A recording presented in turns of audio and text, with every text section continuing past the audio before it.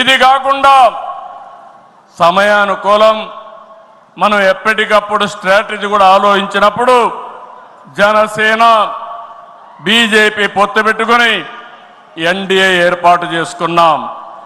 దానివల్ల కూడా ఈరోజు ఈ మహా విజయానికి దోహదం చేశాయని చెప్పి విజ్ఞప్తి చేస్తున్నా. ఏమీ ఆశించకుండా దశాబ్దాలుగా ప్రతి గ్రామంలో జెండా మోస్తున్న కార్యకర్తల వలనే మనం ఇక్కడున్నాం. నేనే కాదు, ప్రతి ఎమ్మెల్యే, ప్రతి ఎంపీ, ప్రతి మంత్రి గుర్తించుకోవాలి. 43 ఏళ్ల ప్రస్థానంలో దేశంలో ఏ పార్టీ ఎదుర్కొన్నటువంటి సంక్షోభాలు పార్టీ ఎదుర్కొన్నాం. అయితే పార్టీ పని అయిపోయిందని మాట్లాడిన వాళ్ళు వాళ్ళ పని అయిపోయింది తప్ప పార్టీ మాత్రం ఎప్పుడు ఎక్కడ తిరిగి చూడలేదు. తెలుగుదేశం జెండా రెపరెపలాడుతూనే ఉంటుంది.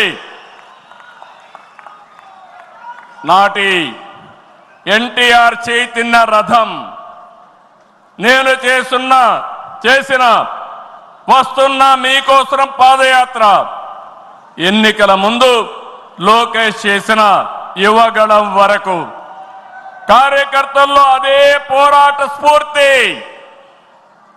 పాలనంటే హత్య రాజకీయాలు, కక్ష సాధింపులు, వేధింపులు, తప్పుడు కేసులని మార్చేశారు గత ప్రభుత్వం. విధ్వంస పాలనతో రాష్ట్రాన్ని సర్వనాశనం చేశారు. దీన్ని ప్రశ్నించిన తెలుగుదేశం కార్యకర్తల్ని, నాయకుల్ని ప్రాణాలు తీశారు, వేటాడారు, వెంటాడారు, అక్రమ కేసులు పెట్టి అరెస్టులు చేశారు. కానీ ఒక్క వ్యక్తి కూడా ఎత్తిన జెండా దించకుండా పోరాటం చేసిన మిమ్మల్ని మనస్ఫూర్తిగా అభినందిస్తున్నా. ప్రశ్నించే వారి గొంతు నొక్కడానికి గ్రామస్థాయి నేతల గొంతులు కోశారు. మన పసుపు సింహం, మన చంద్రయ్య పీకగోస్తుంటే కూడా జై తెలుగుదేశం అని ప్రాణం వదిలిపెట్టాడు. అది మనందరికీ స్ఫూర్తి. ఆ స్ఫూర్తి ఈ పార్టీని నడిపిస్తుందని చెప్పి కూడా నేను మీకు తెలియజేస్తున్నా. ఇది ఒక్క ఉదాహరణ మాత్రమే. ఇలాంటి చాలా మంది కార్యకర్తలు ప్రాణ త్యాగాలు చేశారు. ఆశయ సాధన కోసం రాజీ లేని పోరాటాలు చేశారు.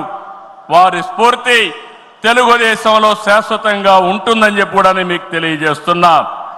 ఎత్తిన జెండా దించని కార్యకర్తల పోరాటాలు, త్యాగాల వల్లనే కూటమి ప్రభుత్వం అధికారంలోకి వచ్చింది.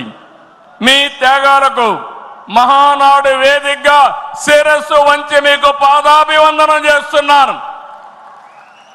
ఇక్కడుండే కార్యకర్తలే కాకుండా రాష్ట్రం మొత్తం కూడా ఇదే పోరాటం చేశారు.